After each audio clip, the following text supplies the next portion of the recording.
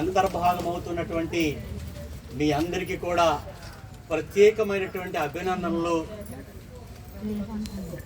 ఉద్యమ స్ఫూర్తులు మీకు తెలియజేస్తున్నాను.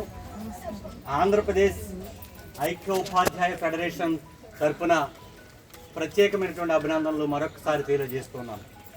చాలా సంతోషం.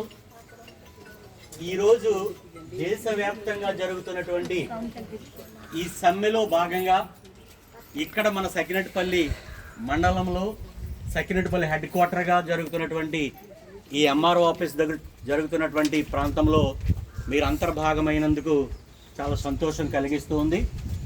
మిత్రులారా, చాలా అవసరము ఈ రోజున ఉన్నటువంటి దేశ మన రాష్ట్ర పరిస్థితులను బట్టి ఈ రకమైనటువంటి పోరాట కార్యక్రమాల్ని జయప్రదం చేయవలసినటువంటి అవసరము, అట్లాగే భవిష్యత్తులో కార్యాచరణలు కూడా పిలుపుల మేరకు జయప్రదం చేయవలసినటువంటి అవసరము కూడా మన మీద ఉందనేటటువంటిది మీరు గుర్తెరగాలని మొదటగా మీకు నేను తెలియజేసుకుంటూ, ఈ రోజున ఈ సార్వత్రిక సమ్మె చేయడానికి గల కారణాలు చాలా ప్రాముఖ్యమైనటువంటి కారణాలు. ఈ దేశవ్యాప్తంగా ఉన్నటువంటి పరిస్థితులు మీరు అర్థం చేసుకోవాల్సినటువంటి అవసరం ఉంది. ఎందువలనంటే మనము కొన్ని వర్గాలుగా, మేము కార్మిక వర్గంగా ఈ దేశానికి ఆయా రూపాల్లో అట్లా సేవల్ని అందిస్తున్నాము, ఎవరు స్థాయిని బట్టి వారు. ఇది మన విధి, మన బాధ్యత అనేటటువంటిది ముందుగా మనం గుర్తిరగాలి. అందు భాగంగా ఈ దేశంలో మనకు స్వాతంత్రం రాక పూర్వమే బ్రిటిష్ వారు మనల్ని పరిపాలిస్తున్నప్పుడే 1920వ సంవత్సరం నుంచి కూడా ట్రేడ్ యూనియన్స్కి కొన్ని కార్మిక చట్టాలు అనేటటువంటివి వారు కూడా ఇవ్వడం జరిగింది.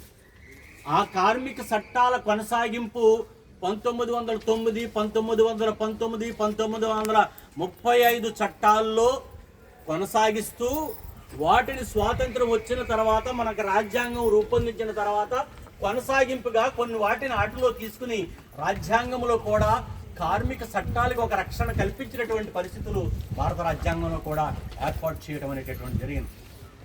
మన దురదృష్టం ఏమంటే 2014లో అధికారంలోకి వచ్చినటువంటి ఏదైతే ఈ కూటమి కేంద్ర ప్రభుత్వం ఉందో, వచ్చినప్పటి నుంచి కార్మిక వ్యతిరేకమైనటువంటి కార్యక్రమాలే తీసుకోవటం జరిగింది.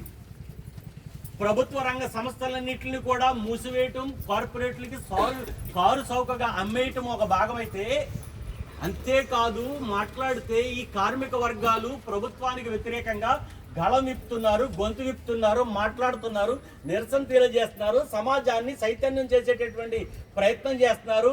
వీళ్ళకు ఉన్నటువంటి రక్షణ కవచాలన్నింటినీ కూడా తొలగించి వెయ్యాలి అనేటటువంటి ఉద్దేశంతో కార్మిక చట్టాలన్నింటినీ కూడా రద్దు చేయటం జరిగింది. ఇది అత్యంత దుర్మార్గమైనటువంటి చర్య. ఈ దేశంలో, ప్రజాస్వామ్య దేశంలో, రాజ్యాంగబద్ధంగా నడుస్తున్నటువంటి ఈ ప్రజాస్వామ్య దేశంలో అత్యంత దుర్మార్గమైన చర్య.